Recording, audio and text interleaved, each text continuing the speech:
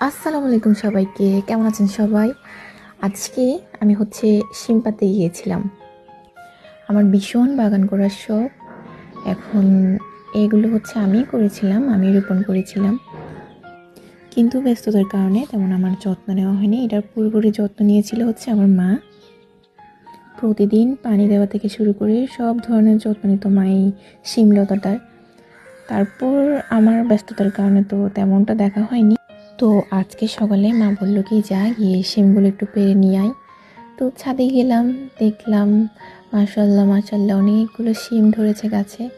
তো আমি একটা একটা করে ছিঁড়তে লাগলাম, কিন্তু এখানে একটা বড়ই গাছ ছিল, যার কারণে ছিঁড়তে একটু কষ্ট হচ্ছিল এগুলো পাড়তে। এরপর এই শুকনো শিমটা দেখলাম, নিয়ে এগুলো দিয়ে আবার পরের বার শিম রোপণ করতে পারবো। গাছটার মোটামুটি চারিদিকে ঘুরে ঘুরে দেখলাম যে অনেকগুলো এমন শুকনো শুকনো শিম গাছের মধ্যে